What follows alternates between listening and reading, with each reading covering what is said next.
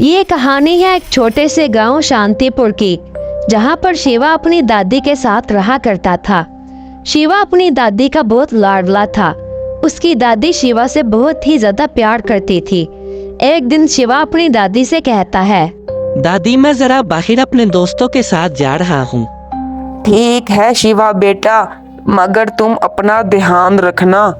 ठीक है दादी, मैं अपना ध्यान रखूंगा, आप बिल्कुल भी फिक्र मत करें। इतना कहकर शिवा वहां से चला जाता है।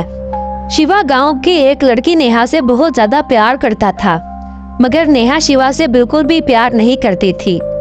शिवा नेहा से कहता है, नेहा मैं तुमसे बहुत ही ज्यादा प्यार करता हूँ, क्या तुम मुझसे शादी करोगी? देखो शिवा, मैंने तुम्हें पहले ही कहा था मैं तुमसे बिल्कुल भी प्यार नहीं करती, फिर तुम क्यों मेरा पीछा नहीं छोड़ते? आइंदा अपनी गंदी शक्ल लेकर मेरे सामने मत आना, मैं तुमसे कभी भी शादी नहीं करूंगी। फिर इतना कहकर नेहा गुस्से से वहां से चली जाती है। फिर थोड़ी देर बाद शिवा का दोस्त शाम शिवा के पास आता है और शिवा से कहता है, अरे शिवा, ये नेहा क्या कह रही थी तुमसे? अरे कुछ नहीं, तुम्हारी बाबे मुझसे अपने प्यार का इजहार कर रही थी। ओह अच्छा, मगर मुझे तो उसके हाव भाव से कुछ और ही लग रहा था।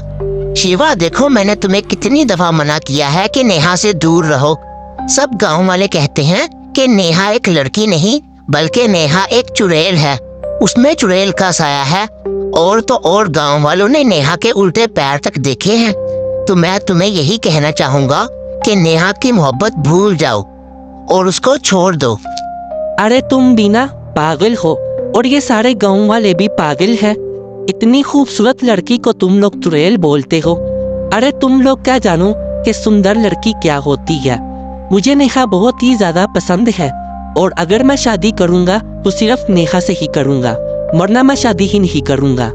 अरे शिवा, मैं तुमसे अभी भी कहता हूँ कि नेहा को छोड़ दो, वो एक सही लड़की नहीं है।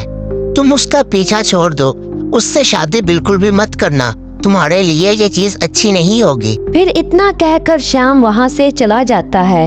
अरे ये गांव वाले तो सारे पागल हैं, इनको क्या पता कि नेहा कितनी अच्छी है। मैं शादी करूंगा तो सिर्फ नेहा से ही करूंगा। मैं आज ही दादी को कहूंगा कि मेरा रिश्ता लेकर जाए नेहा के घर। फिर शिवा अपनी दादी के पास पहुंच जाता है और सारी बात दादी को बताता है। दादी मुझे नेहा बहुत ही अच्छी लगती है, मैं नेहा से शादी करना चाहता हूँ। आप मेरा रिश्ता नेहा के घर लेकर जाए और मेरी नेहा से शादी करा दे। मैं सिर्फ नेहा से ही शादी करूंगा। अरे शिवा, ये तुम क्या कह रहे हो? कहीं तुम उस नेहा की बात तो नहीं कर रहे जिसके बारे में गांव वाले कहते हैं कि उसमें चुड़ैल का साया है? हाँ दादी, मैं उसी नेहा की बात कर रहा हूँ, मगर उसमें कोई चुड़ैल का साया नहीं है। गांव वाले तो सारे पागल हैं, इतनी खूबसूरत लड़की को चुड़ैल बोलते हैं। मुझे नेहा बहुत ही अच्छी लगती है, मैं सिर्फ उसी से शादी करूंगा।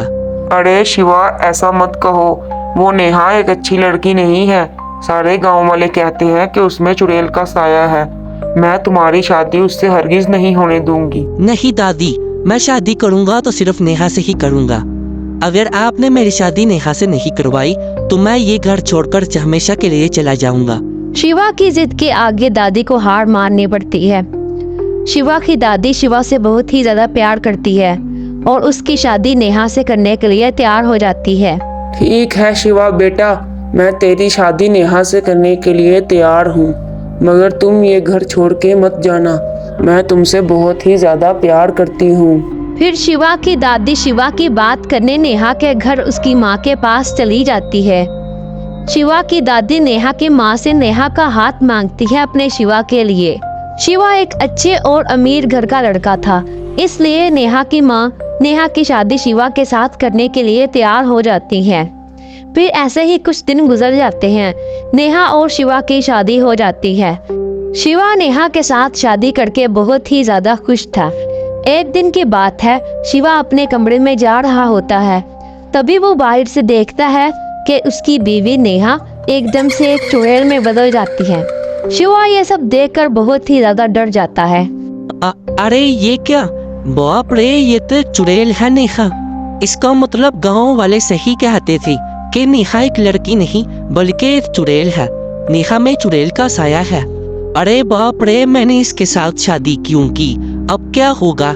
ऐसा करता हूँ, जल्दी से दादी के पास जाता हूँ और सारी बात दादी को बताता हूँ। फिर शिवा दादी के पास जाता है और सारी बात दादी को बताता है।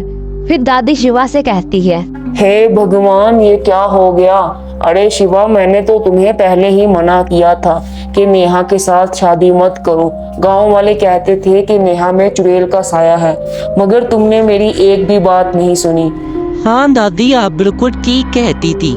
मुझे बहुत अफसोस है और मैं बहुत शर्मिंदा हूँ कि मैंने एक भी बात नहीं सुनी। गांव वाले और आप लोग ठीक कहते थे कि नेहा में चुड़ैल का साया है, मगर मैं माना ही नहीं। सारी गलती मेरी है। दादी, अब हमें क्या करना चाहिए? हम इस चुड़ैल से कैसे जान छुड़ा सकते हैं?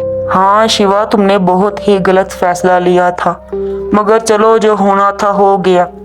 अब हमें इस चुड़ैल से निपटने का कोई तरीका ढूंढना पड़ेगा।